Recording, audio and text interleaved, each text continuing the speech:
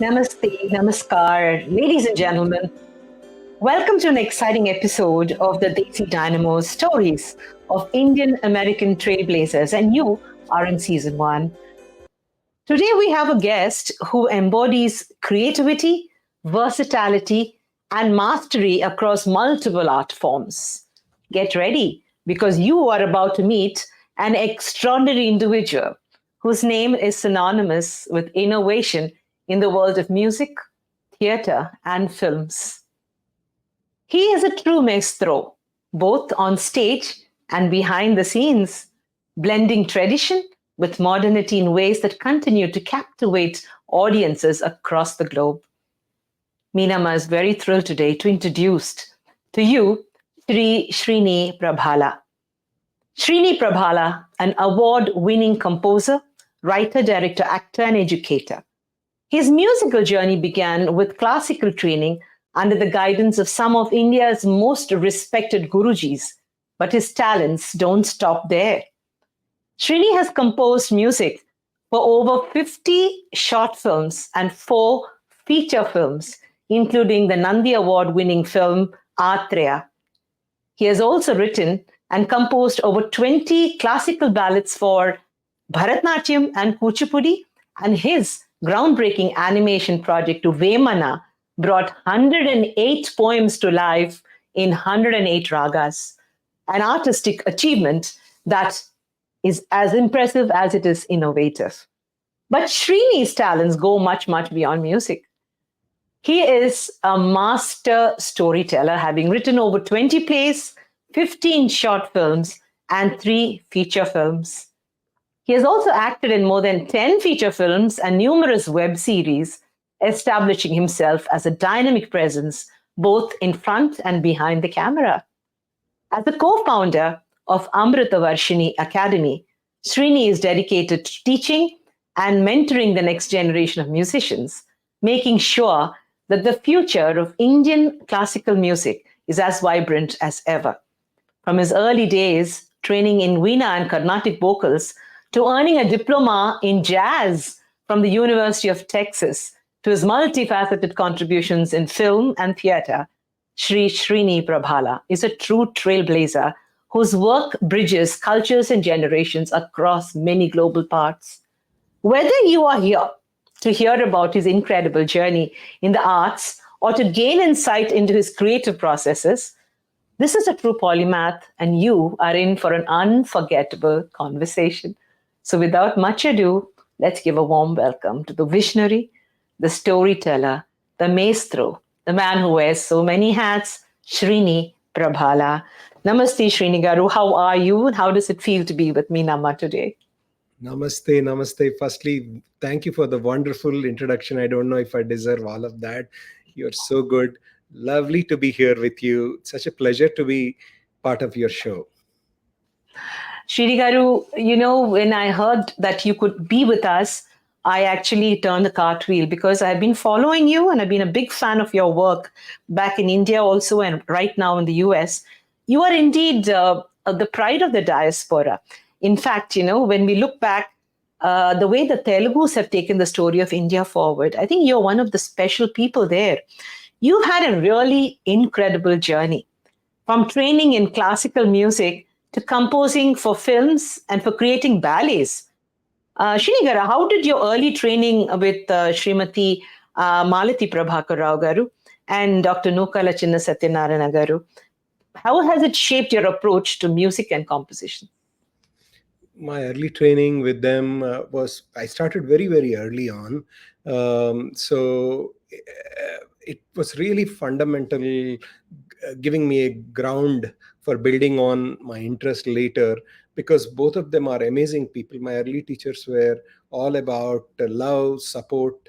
They are also very passionate in learning imparting the right skill in the right format, and also demystifying complexity. A lot of times classical music is associated with complexity in understanding. So Nukula Garu is expert in demystifying complexity. My earlier teacher in Veena, Malati Garu, was also like that. She was also a huge supporter. She would fight for every small program in every temple and say, hey, my student has to get an opportunity. She's one of those like a mother supporting. So all those helped me get the knowledge and also look for opportunities, and also they built in me the intrinsic value of respect for art. Second thing is that also that it's a performing art, so you should go out and perform, look for opportunities, present yourself. When in my era there was no social media or anything to showcase, it was very hard to build that. So all of that foundation in the art and presentation of the art helped me quite a bit in my later stage. Tell me about your childhood. You were born in which part of India, and how did your journey into the land of opportunity, the United States, happen? This entire program is about those who came here and made it. So I want the story of your childhood and how that, the travel across the oceans came for you. So I have a very, very special childhood and a very unique family. I come from a family of 8. I'm the last kid. So all of my I have about 4 brothers and 3 sisters. They're all older than me, very, very successful. Come from a family with very good educational pedigree and background, and my other members as well. So being very young and all of them being very supportive of my artistic pursuits was a big thing. Many of them also learned some form of art form themselves. My mother was a big passionate supporter of me, and because if you're born in such a large family with the costs associated with the art forms and others, she passionately supported, saying, hey, you should learn. And you know how it works in middle class families. Why would you want to spend money on art form, right? Especially when I'm growing up, it was even more harder. But she was very supportive of that. She somehow looked for opportunities to save that money and ensure that I got that opportunities and get that forward to learn. So I'm thankful for that. So that's where I started. I went to school in Hyderabad, born there and grew up there, completely Hyderabadi. Then about uh, 1990 time frame, I moved to US. I went to do my master's in University of Oklahoma in industrial engineering. That's how I came to US. And then I went to school in various other places for various reasons. I don't know why, but I did multiple degrees. But I started there, and after that, I moved on to Dallas, where uh, I continued with my first job with American Airlines. So that is my childhood to the movement into the US itself. Lovely, lovely. But when I try to put you into a box, it's difficult. You have done so many things, Srinigaru. You did not stop with music. Although music is your fame, I mean, your claim to fame, I see that, you worked with multiple genres, whether it was classical film or jazz. You were actually a professional jazz, expert. And then animation. How did you approach blending these diverse musical styles, and how do you maintain the balance between honoring the traditional values as well as embracing innovation, especially something as intrinsic as music? I think that is a great question, and it has a lot of dimensions to it. So each of these musical art forms, different types, have their own uniqueness. So if I wear a specific art form, let's say if I'm performing a classical music show, I perform a lot for arangetrams, performances, and others. So I would be very stickler on traditional, play the right ragam, right scale, right way. If I was doing a band where I'm doing fusion with a blues team, which I did quite a bit in Chicago and others, so I would go with what they would like to see me play. So go wearing that hat and go with that form. And film music, they would expect presentation with innovation. There is a lot of scope for doing things which you may not, in all humbleness, there are certain things you can do in classical music, but you can't. Whereas in film music, you can do certain things which you can't do. So understanding what works in each of those art forms is key, respecting that. And also, in my mind, there are only those seven notes or those variation of those notes. It doesn't matter, right? So what pleases ears, like Karnatakam means what pleases your ears. That is what it is. So try to create content which people are enamored with. They want to sing, they want to repeat it, they want to tap their feet and shake their head. That's all matters. So it doesn't matter which art form, but appreciating each of them help me say, like, I don't put one of them down. I don't say this form is lesser than others, because I strongly believe there is Saraswati Devi in every note, in any form of music. We should respect all forms and appreciate all forms of musicians, and not that classical music or film music is greater or lesser. So, Srini with that garu, approach, sure. When I spoke to people that I was interviewing you today, they said he's a genius. It's a very less used word today. Very few people actually acknowledge another person, another human being as a genius. But it is so wonderful that the word genius came so easily when I talked about Srini garu. they're being kind. They're being kind. No, that I mean, you really have fans who know you through and through. It's not just music. You took your passion for Carnatic music into the animation world. Who would have thought like you? Your animation film Vemana, it's a masterpiece. You featured the 108 poems in 108 different ragas, and in such a unique and an ambitious way. This project is exclusive. What inspired you to get into Vemana? What is the So, story of Vemana?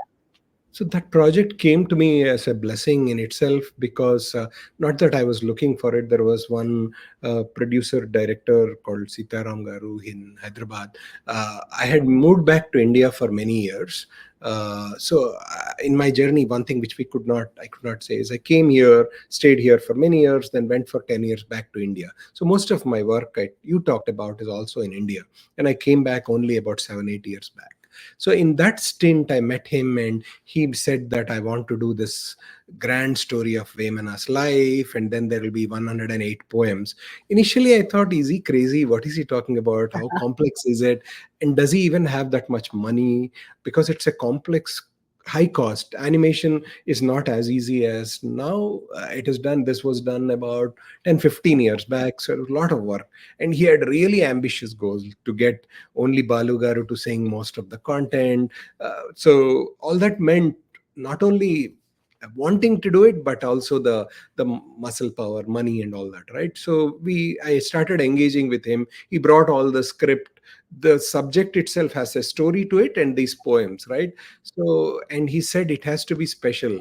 I want each of them in ragam. So that is one requirement. Not that he was a very musically knowledgeable person.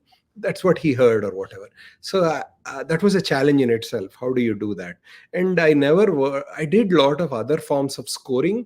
So I'm trained in scoring itself, but I never worked for animation film. So how do you score for animation film, and how do you make it not very diluted, because the subject is very strong? It's not like a fun, happy animation film. It's about Vemana, a poet. But that was one of the first times they took a poet's poetry and animated it. They show all of the content in that. It's very, very well done. I learned a lot how are animations created. Just musical part was, honestly, in all humility, not very hard, because it's just taking those poems, recording them. There are some interesting stories there which I'll get to, but the beautiful part was understanding how animation works, because I got to go to meet some wonderful programmers in Hyderabad who do amazing work for Disney and others. They were working on this project to see how animation industry was thriving in Hyderabad at that time. Then once we ironed out on the content and everything, we reached out to really famous singers, Balu Garu. At that time, Ramakrishna Garu was also alive. We used some of Yes. his voice. We used Chitra Garu, Nitya Santoshini, Malavika, all of them for different pieces of the puzzle. So working with them was an experience in itself, especially Balu Garu. You work with him on anything, it's a learning. So I feel very blessed to be having taken part in that project. Srini garu, I would like to stop and tell you, that about 5, 6 years back, a year before Balu Anna passed away, we did a program with him in Hyderabad. We were raising funds for a hospice. And I remember as the anchor of the program and the manager on stage, I was reading the profile. And in fact, Vemana came up in discussion in Balu Anna's profile. And he spoke words about this animation film. So kudos to you, because SPB had this in the top of his mind that he did something very valuable. And the lineup, Chitra Garu, Nitya Sanjeev, you're talking about pearls, Ramakrishna Garu, pearls from the field. So it was not just you; it was a conglomerate of wonderful people coming together, confluence, in fact. So Vemana is indeed, I think, will always hold very closely to those who like Carnatic music and also get modernized with animation. Congratulations, Srini Garu, for having been selected to do this. It's God's gift to the Telugu universe and to all of us. No, for Um, me to be to have done that. and you're so humble to say that it must have been easy. I don't think at all it would have been easy for you. The ragas are so divine, and you cannot even dilute any part of it. So, to holding the intrinsic part is the most difficult for a composer. You compose music for more than 50, is it 50 short films? Yes. And several feature films, including the Nandi Award film Atreya. What a film and beautiful music. How does the process of composing for films differ from composing for classical ballets? See, for a stage ballet or a show, you think differently because it's a visual. But a movie is a total. I mean, it's a story. It's a whole story that goes, and it's not just the music of the songs. It's the entire movie. The whole film is held by the music. By the whole thing is coming together. And devotional music is another ball game. So you do devotional music, you do classical music, and you do films. How do you use your creativity, and how does your mind work when you do these three different compartments of music?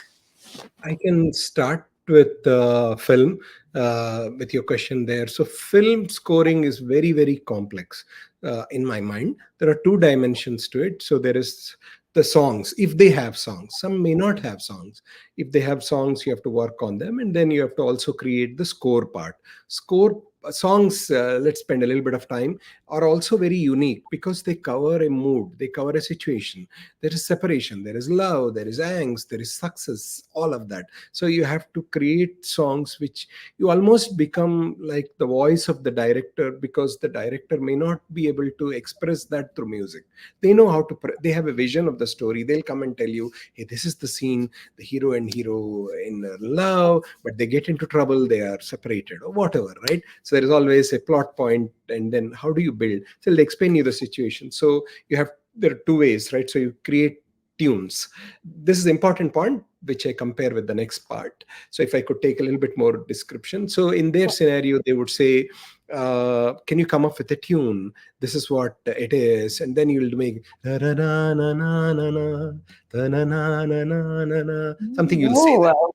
That's Yes. good. That's good. I want to hold on. Can you build on it? So they'll ask you to build. Maybe you'll use a keyboard or something and build on it. So they'll iron out a tune, and then you'll give it to a lyricist and you build. That is one way of writing. There is also another way. They will Write come it back and first. say, "Oh na Meenakshi, na na na Sonakshi," something like that.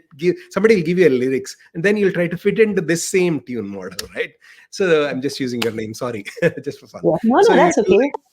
they either you take the lyrics and you convert it into a tune. So these are the two things. Then once the songs are done, they will go and of course we have to record it, you have to create the track for it and the live instrument. That's a journey in itself. Then once all of this is done and shot, then you do the score. So that is the film scoring experience, which is very complex because there are too many players, lot to be looking for, and its own complexity. Whereas if you're doing a classical ballet, going into that, it's very you you can experiment to some extent. It is also musical. Actually, it is deeply musical because sometimes you may not have dialogues. Even the talking part is told through music and lyrics. Ala vachenu chudu, whatever. They'll say everything will be written and you have to tune it. But the difference is here, the scope for experimentation at times could be constrained by classicism. So you have to use classical ragams.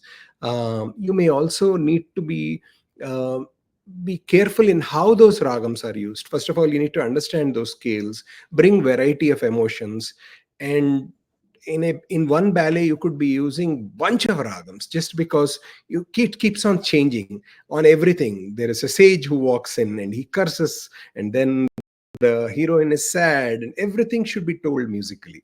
So there is a lot more work in terms of the classical knowledge and how you tell that. So that is the difference part. Of course, devotional music, it's somewhere in the middle. It has a little bit of scope for experimentation, but still it will have to be within the devotional norms, because devotional music has certain restrictions in itself. So I feel they are very, very different art forms, and you have to go whenever you are going into that room wearing that hat and behave like that. You can't use or force fit this model into other. For example, you can't ta-na-na-na-na-na-na, that whatever I said can't work in my classical ballet. They'll Classical, be very true. classical dancer Yes. will be very turned off Lot and of she'll say, interest. yeah, they would want. That's it. Yes, yes. Oh, wonderful. So now you're saying that in a film, sometimes we don't know whether the chicken or the egg comes first. So either the song is written by a lyricist and given to you, or you write the tune and then the lyricist follows with his song. Which works better for you? I mean, since you've been in both these chairs, when you give the tune, now the director gives you a mode. You propose a tune, a musical note, or strain for the music. Then the lyricist puts his words. Is that a better formula, or would you like a lyricist to give you his words and then you fit it into the theme with your raga? How does it work for you? I come from the era where this mold was being developed, so I'm comfortable with both of them equally well. But I feel that if the musician is given free flow, especially if you're creating a film or a popular pop song, it's easier because you can create something which they might not have thought about. The other way is that the lyricist would write to the meter, so they will write to talam, they will give something, and then you'll have to confine to it. Whereas you can experiment and do something very esoteric, very special, and give it to them. We have wonderful lyricists who look at that and they hear that and they create that according to the guardrails you gave. So I think for a popular song, I would still prefer the music director driving it, versus Yes. for classical ballets and others, it may be better for the lyricist to come up with something very beautiful with lyrics. I'm comfortable composing for both, but that's how I feel. As someone who has written and composed for Bharatanatyam and Kuchipudi for the ballets, how do you view the relationship between the music and the dance? Now, is the dancer important? The dancer is communicating. The whole thing is a dance form. But I mean, for me, the what is happening at the Natuvangam, the way the music director has put the whole thing together, unless that is complete, this is not complete. But how do you feel? Because always when we get into a ballet, the dancer is more important. So, do you compose with specific choreography? Does a choreographer sit with you and say that నేను ఇలాగా అనుకుంటున్నాను, I will move like this. This is the story. This is love. This is hate. This is anger. And with specific choreography, does she come to you, or do you feel that music itself is a storyteller in this series of ballets? See, dance is such a complete art form. We should be proud to really say, like what Bharat Muni said, that is an art form which has everything in it. There is words, there is dancer who is expression. There is angika, vachika, satvika, all that, and leg movement, hands, face, and all that. There is lyrics, there is music, there is vadya sangeetam. So there is instrumental. So there is too much going on already. So to your point about it's such a complete art form, really the dancer, of course, like to your earlier comment, is like the hero. You know how hero gets more money and more fame and all that. But there is so much going on where, like you beautifully brought up about the person doing Natuvang, typically the choreographer and the teacher, they drive the show. How should the legs move? How should the hands move? So they generally will have a vision. They'll come and say, hey, I have a theme of this story. Some I've worked in very modern themes to very traditional themes. I have written Buddha's life story. I have written about Shiva Ganga, where Ganga came to earth. But the second part is all about how Ganga is now now. How people, so we have taken the traditional story and also merged. We've done different ballets in different ways, of course sticking with the the traditional conservative classical rules, and not breaking the tradition there. But the point I'm trying to make is that it's not only the dancer, there is all these dimensions. You need to have the right instrumentalist, right singer presenting it, and singing for dance is also a complex art form, because you have to sing Yeah. with the bhav. Are they sad, are they happy, are they, it's not just singing classical music, right? Bhavam. So, so create the ballet is a complex journey which takes quite a bit of time. They typically will explain almost like a screenplay, like saying, my vision is this is where I want to start. There will be a prayer song of this god with like 20 dancers. Then we'll go to the story. There will be this Muni coming in. They will go, and there's Vishnu Lokam or whatever, and he'll go and pray to Lord Vishnu. Lord Vishnu will. So they'll divide it just like a screenplay, and then they will not come and choreograph right there. Generally, we have master choreographers across the globe. They will we have a common musical syntax. We talk in that. They will say, "Oh, okay, I want this song in Chaturashram. I want, because there is anger. I want it in Kandam 5 beat. So you do Wow. that." So they talk like that, and they leave it to you, so that you build that.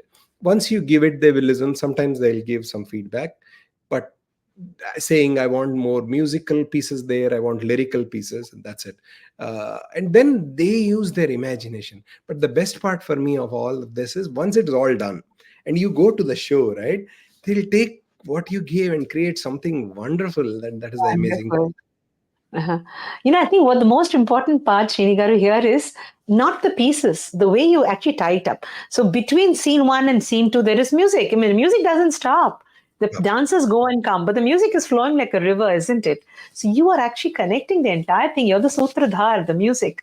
It's so To some extent, fascinating. yes, yes. And also sometimes there are sutradhar characters, like they create Yeah, such characters who will tell to that, talk. saying that's how the, that in that story, whatever, he's going to pray to Lord Vishnu, and then Vishnu's doors open and whatever. So they do that, Yes. but you have to create music for that too. In today's world, Srinigaru, there is so much of fusion. It's a global music today.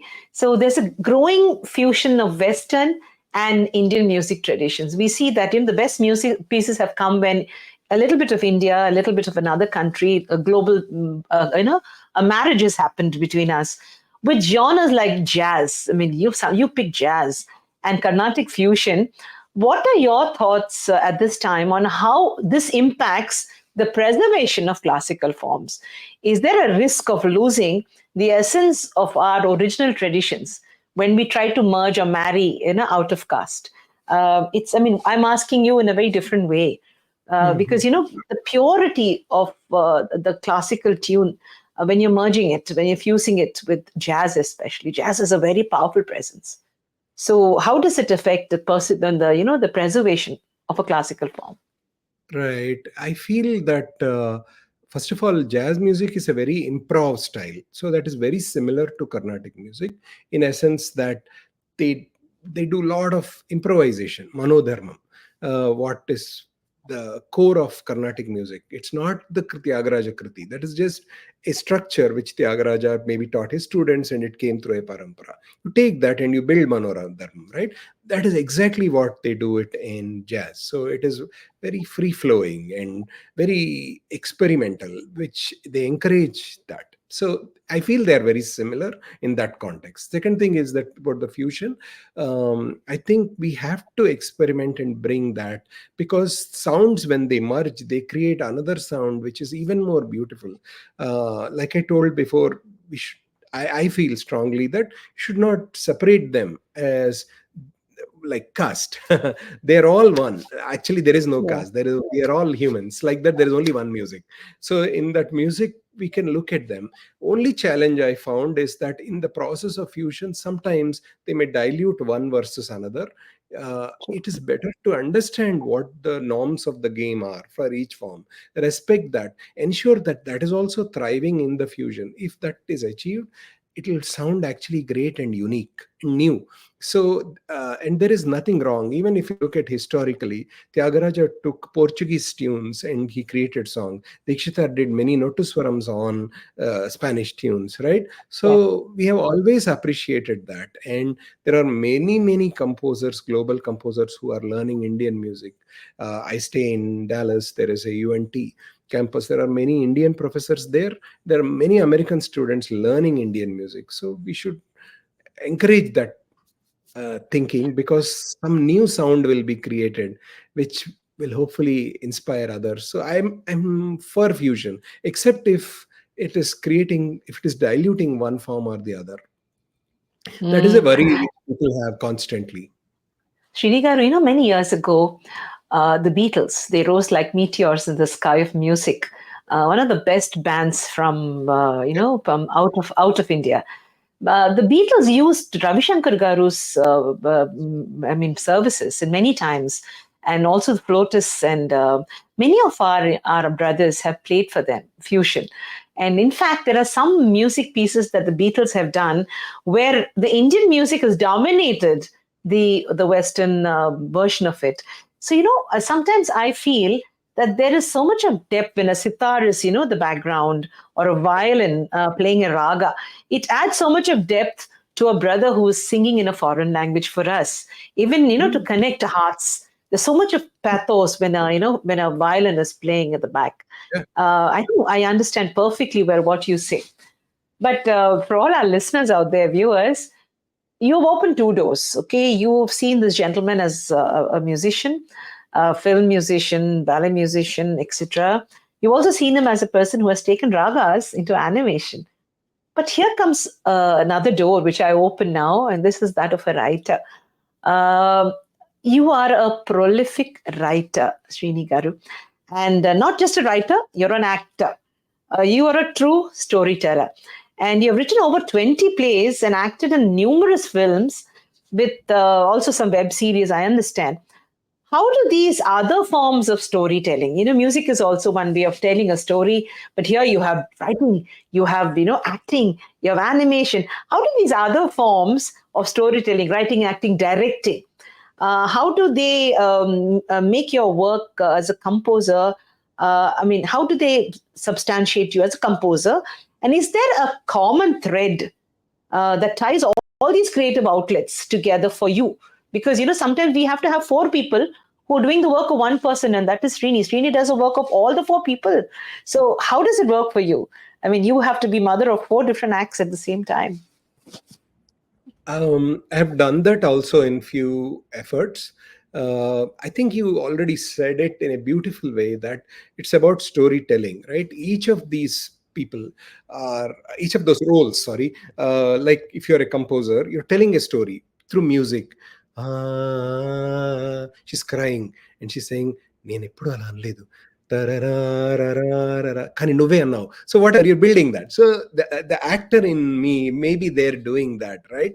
So and then there is a writer. How do you tell that? So writers always tell stories. You tell about whatever, good or evil, and whatever, taking a plot point and building on that. But the key is storytelling. All of these people are in their different roles telling stories, and you have to, just like I talked about playing, wearing that hat, it's about wearing that hat. And you go, when you are an actor and suppose there's somebody else directing, you have to behave like an actor. Just go and follow the rules. They'll say, I want you to stand here, and you may have a vision about how it should be, but it's not about your vision, it's about their vision, right? They want to tell It is that their story. It is their you are story, a yes. leader. You go there, stand Oh, there, you have to stand there, look up, look up. You want to cry, cry. You want to laugh, you want to laugh. You have to do that. Same thing when you're a writer. Of course, it's a lot more freer. I feel you're creating those stories. You're creating a story about going to a show for an interview like this, and then something happens, and then whatever, right? So you're free. So each of them is telling stories. They're all doing their role in that.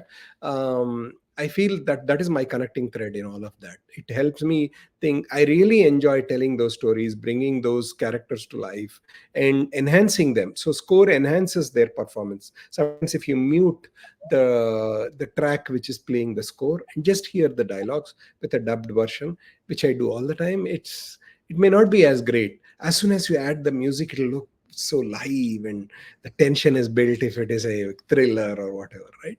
So I so it's all about storytelling and telling that effectively, efficiently, creating those emotions. How beautifully you said it. How beautifully. So Srinigar actually closes his eyes and goes with the flow and ties up his ideas with what the major theme is, the plot is beautiful. You are the co-founder of the Amrita Varshini Academy, and you also are a mentor to many students in the US and in India also.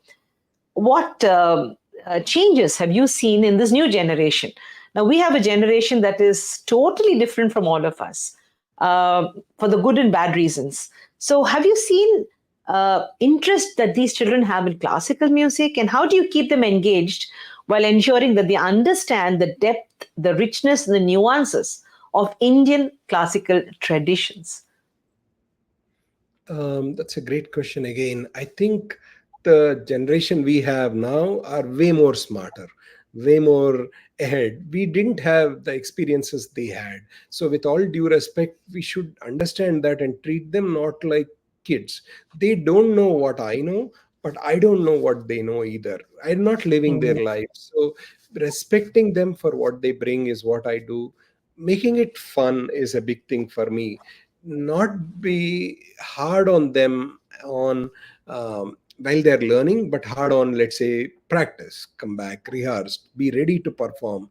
Also give them opportunities so that they can expose the performing art more, so that they can actually present what they learned, and take the blame for what they did not do well, but pat on their back for what they did well. Because teachers have to say, need not present their best.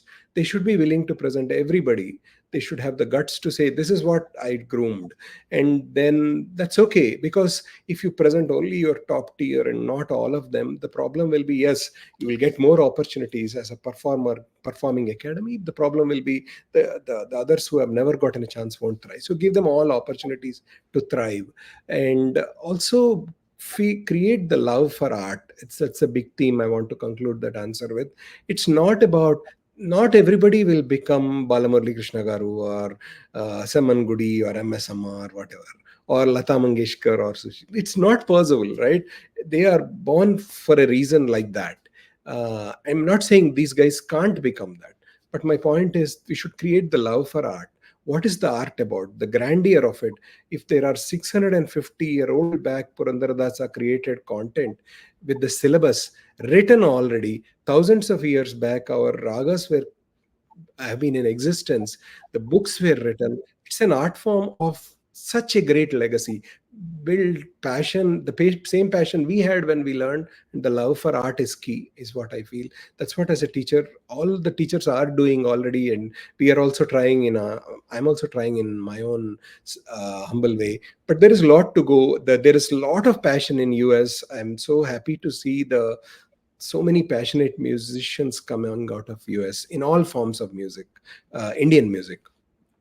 So Yeah, yeah, that's true. You know, the diaspora per se, your India represents the largest diaspora, the largest number of migrant people in the United States. And, we've done so well. Our brothers and sisters have taken the flag of their state and their country and planted it in the hearts of the American soil.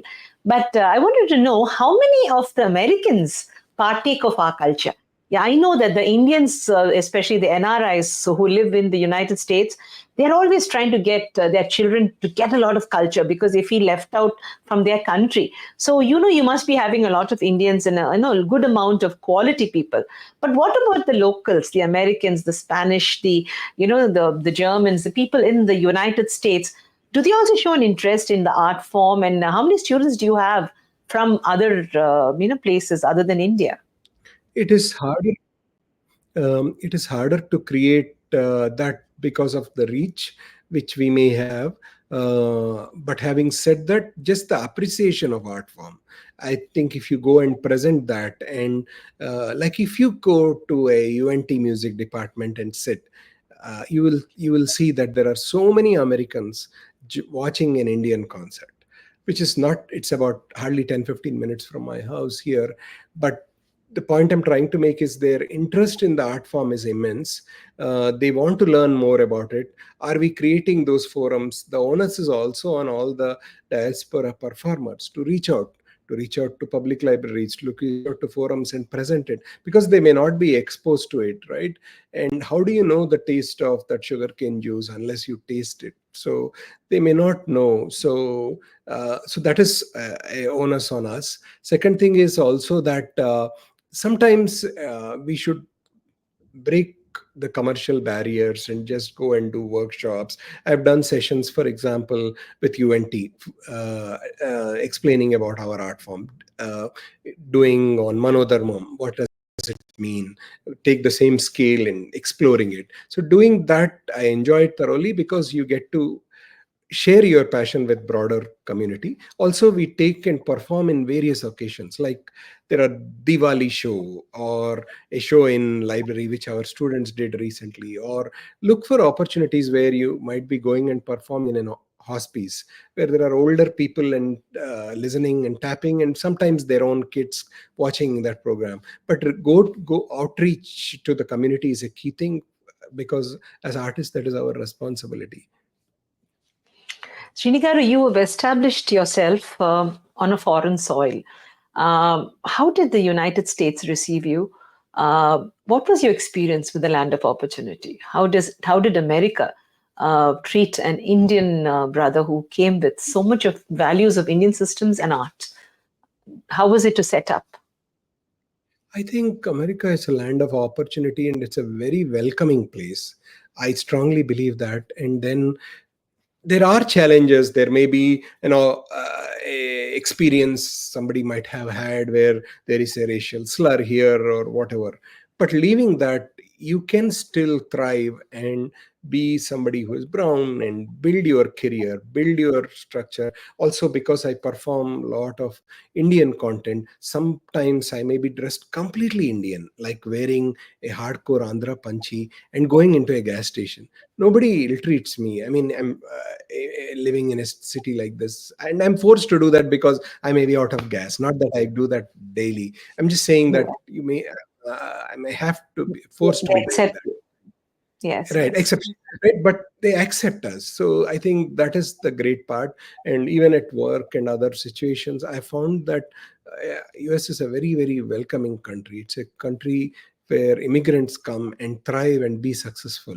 And that is the great part of US. There is nothing except that. There are challenges, there are pockets of prejudice, or people may feel that you are doing well, or they may have their own personal challenges. But you can't make broad brush generalizations that it is everywhere. It's still a great country to come and still fight for Yes. your career and build. Because I've been speaking to people of different careers. You're the first artist, musician, writer that I'm speaking to you from India. So, when you think of coming to America, coming to study for a degree or you get into a corporate, it seems to be easy. But someone like you, you're telling the story of grassroots India, and you're doing well, and that makes my heart swell with pride. Thank you, America, for doing this for us and helping us to grow even here, because India is a great country and we love you totally. Srinigaru, looking ahead, what are some of the artistic or the cultural shifts that excite you the most? Are there any specific projects or collaborations that you're working on for the future? And do you believe that this could push the boundaries of art and culture even further? Yes, the two things which I wanted to cover. I completed a film called Shrikaram. It's about Me Too movement in music, and we won a bunch of awards, and we're trying to bring that to closure. So that's where I am right now, and we released it on 2 3 both OTT and YouTube. Please check that out whenever you get an opportunity. And then through that I got a lot more opportunities. I also work with younger American born Indians and Americans here, so telling stories, working for stories for them. So there are multiple projects like that I'm working on right now, which are about integrating US life into America and vice versa, not just presenting a desi story in US, where I have come here and the standard problems, identity crisis, wanting to go back to India, they're all beaten up. So Indians are now part and parcel of the system. If you go to any place, any career, journalism to music to all forms, right? So building stories like that. So those are some areas where I'm working actively, working with a lot more folks of who are born here, immaterial of their race, and telling stories, taking that cut to completion is something which I'm excited about. Those are few projects which I'm working on. They're all in progress. Thank you, Srini Garu. We often laugh, and some of us find it very funny when people say, "Oh, the children here are ABCD, American-born confused theses." But people like you can remove the clutter in their mind, because our children need to get back and understand and appreciate what their fathers and forefathers have enjoyed while living in another country and appreciating that country too. And as a guru, as a teacher, as a mentor, you are doing great service, Srini Garu. There is one side of you. You're also a comedian. Oh my God, what are you not, Srinivas Garu? What is the comedy about? You are a comedian. Somebody was telling me that you do stand up sometimes. So how did this come into all this serious stuff? I did less of stand up. I did a lot of skits and comedy. So my forte of writing has been with comedy. My favorite genre is writing comedy thrillers. So I wrote bunch of comedy content for various comedy series in India, for ETV and others. I really like that because comedy is one rasam which only humans enjoy, only humans laugh and they cherish, and that accelerates you. Whereas other rasams, they stimulate you, they feel sad, you feel happy or whatever, but comedy is one thing which lightens you, so that always excites me. So I wrote a lot of content there. I wrote many plays, theater, for theater, which are comedy based.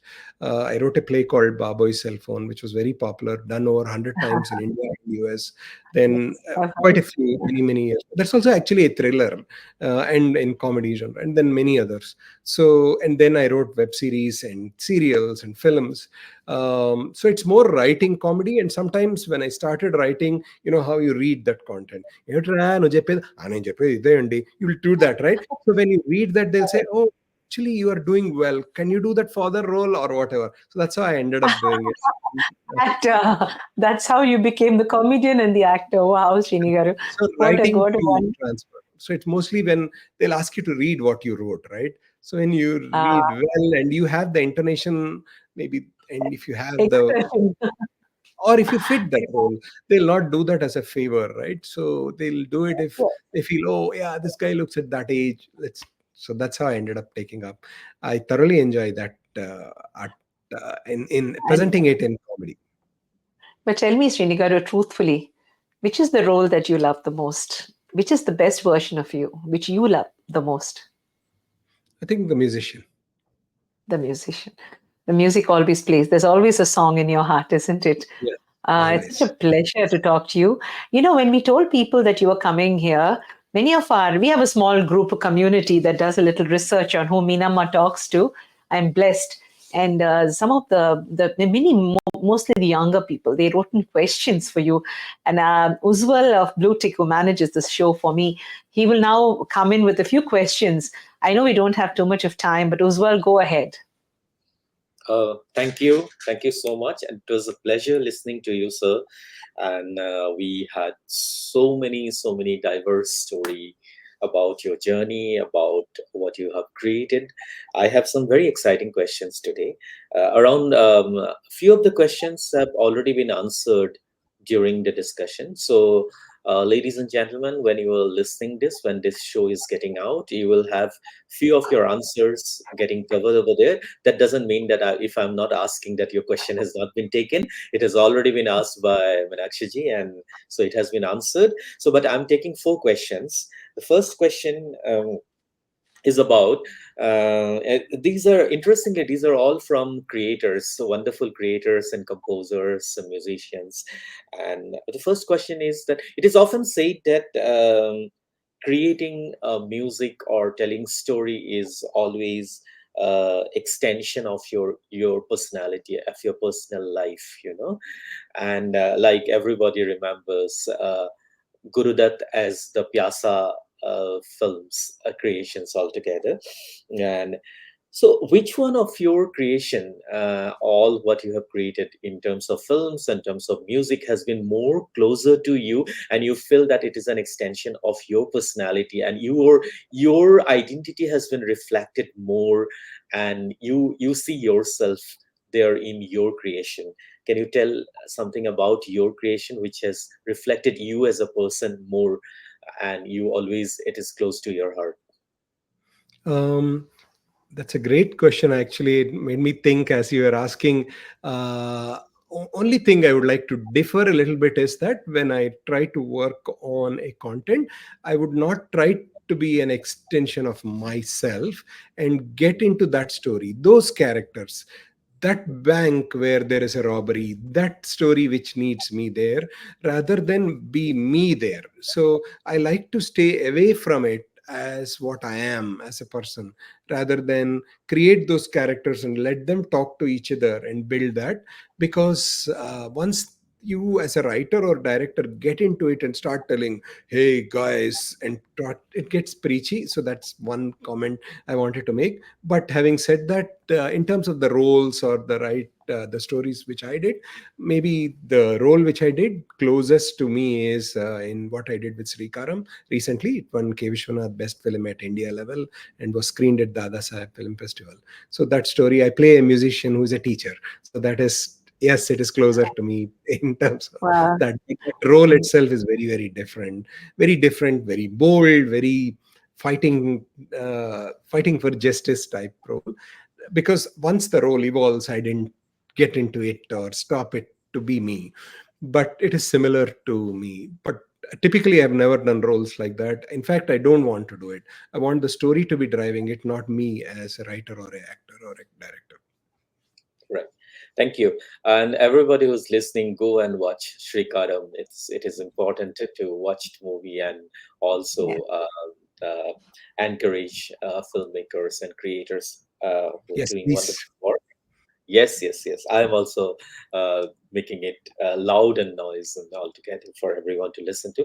I think the question was asked by composers, so maybe primarily when you create compose music, maybe your identities and your thoughts, your emotions get more closer in terms of creating music at some point of time. Maybe that's one part. But yes, you have answered it very rightly in terms of writing, or in terms of acting, or in terms of creating characters in the written words. So I think the answer is already given. But I think the person who has Just a quick comment on, even as a composer, it's important to, what you bring to the table is part of that. So what you learn, what you experience, but trying to go into that situation as to what that situation demands, rather than you should be able to leave that outside that room when you go to the I strongly feel, because you should grow to what that demands and just do it. What an amazing answer, Srini. yes, Amazing answer. that's a very, very well said. I really, really, we enjoyed that, your thoughts, and we really appreciate your thoughts.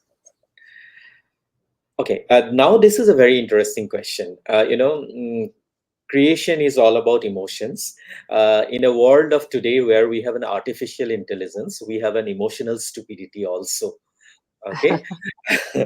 Now, in the time when we are with artificial intelligence playing a very important role in creating not only content but also creating music, creating animations, creating all sorts of genre of work. today it so happened that, this is a more descriptive question. Today it is so happening that, you can have an AI generated voice also creating compositions. Now, things have come to a level where artists are certifying this their AI generated voice and saying that, okay, this is Arijit Singh AI generated and this is Arijit Singh original. There are two kind of music which is coming to the market right now. One is Arijit original and Arijit AI generated, and which is certified by the artist. So in a time when it is changing, and in the future when artificial intelligence is taking over the emotional stupidity of any creator, and which stupidity has enthralled us over the years, what is your take on the changing time of creating content in all forms with artificial intelligence? My take on that is that we should welcome it wholeheartedly, because there is no other go. I am trained in various artificial intelligence based software. I went to a program for 1.5 day where multiple startups came to Grapevine, Texas here, and did a program on AI in entertainment. So it's basically hour-long worth of training in writing lyrics, creating music, validating your scripts. You can write a script and somebody will validate it as a script writer, as a director. And this is all done through AI tools. So it was an eye-opener. I learned a lot. You just have to welcome it. That doesn't should not inhibit you, or you should not depend so much on that your intrinsic talent is lost. Because if you are just saying, let me go to do that, then the art forms will die, right? And then some of those tools are not mature enough, and they can't create what a manual emotion to your core of your point. Like for example, one of the instruments I play is Veena. It might be able to do certain things which a traditional programmed music cannot do.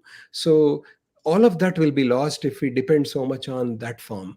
I also feel there are opportunities, to your earlier question, Meenakshi ji, to fusion. So you can take some of that, fuse it, add more content, whether if you're creating a tune, look for ideas. Also, AI can act as a validator. It can play different roles. It can play a role of an investor and say, would you invest in this subject $1 million? And it'll come back with bunch of free, your script has this weaknesses or this tune has that. So use that as your judge. The power it has is immense, and by making that, oh, it's bad or whatever, you are missing out opportunities. And then this is like a force, like when internet came, right? If you don't welcome it, you will be you'll fall off, You'll be and drowned. Mhm. you'll be Very drowned by true. the tsunami. So welcome it wholeheartedly, benefit from it, learn from the power it has, understand the weaknesses where you can supplement. I think artists, we can supplement what AI tools can't do. They can do many things. We can ride the wave. Yeah, Hmm. we should. I think this word AI should be a validator for us. It's such a powerful thing which you have said today as a creator, as a AI should be an enabler for us. AI should complement our journey and not overtake the emotional intelligence, emotional element, and the validation can come together and create it more uniquely Yeah, presented.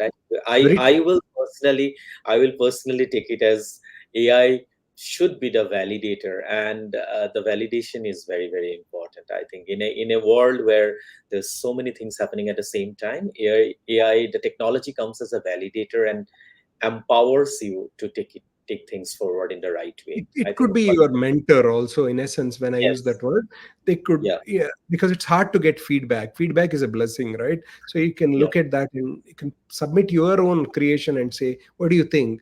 And it'll come back with such detailed feedback which we will be taken aback by the honesty. Right, because it is more about algorithms. It will evaluate where we have not even envisioned what can be. So it is all about collating evaluation on a very short span of time in a more elaborate and more comprehensive way. Yep. Thank you. Thank you so much. The third question is that, you have worked with some amazing artists in the past and you're presently doing so also. Is there any artist that you aspire to work with in future? And is there any artist who have left the world, whom you thought that, okay, I would have been great, it would have been great to work with so and so. So is there any names that you would like to take who has inspired you and whom you had there been an opportunity, you could have worked with them? Or who are the artists in the present time whom you aspire to work with them in the coming days? In the present times, I really like some singers, some actors who I would like to collaborate with, who I could not. Sonu Nigam is one of my favorite singers. Uh, I would love to work with him. I did not. I worked with a bunch of musicians, singers. I could not work with Gandasala Garu. I really like his voice. Some of the songs which I did were very classical in nature, and I would have loved an opportunity to work with him. And similarly in other forms which I work with, love certain have had opportunity to work with some great artists. But one thing about your other question you asked is that with AI coming to play, you can have your dreams fulfilled. You can have maybe Sri Garu playing a role of a mother of the character, and some other guy who you created, and it is possible, right? So I think the future is all about dreaming and making it happen, not be worried about what you could not do. But um, those are some people I really cherish. I really also am a major fan of Mohammad Rafiji, his silken voice. I would have loved to collaborate with him if there was an opportunity. Right. No, you have pointed a very good point. Right now, recently, I was reading about AI and artist collaboration. I think SPB's voice has been tuned up with AI, and right now you can create your own lyrics, put your lyrics, and the same voice can resonate you, and that is getting certified. That you can use it. I mean, provided it's validated. And there is another one, actress of India, Sonali Bendre. Sonali Bendre has certified her AI version where you can use Sonali Bendre for any advertisement right now or any promotions where uh, you can have her AI certified version, which will be definitely be less costly because you are not using the real artist for shoot and all together. But at the same time, the artist certified AI version will be coming to do the promotion for you as well. So Sonali Bendre is the first Indian artist who has done that. So yes, you were very right. Tomorrow, an AI certified Mohammad Rafi can come for one of your compositions in future, and you can get your dreams fulfilled. We wish you for Yes. that. We wish for something amazing to happen in the future for that. Yes, yes. Only comment I want to make quickly about that is that people have to be creators have to be very cautious Oh about it. yes. There was a case where Baluji's voice was taken, but not given credit and used an uncertified version, and then his son sued him. So Oh you'll yeah. get into trouble if you're not following, because their Copyright restriction. family could be there, or people may be offended by it. So you should be careful to ensure that you use the right versions, because the tools enable you to create. So for example, I can take your voice sample and create a sample of it, right? Right. So and then you start to use it with some other text, but you should ensure that copyright and certification. Copyright Restriction and is also certification and validation is there, in the right way from the Yeah, right code. completely. Yes. So I'll true. come to the last question. Who is your favorite writer and who is your favorite composer? My favorite writer in if I can say in Telugu has been Jandyala Garu. I really like him for Oh, his lovely. diversity.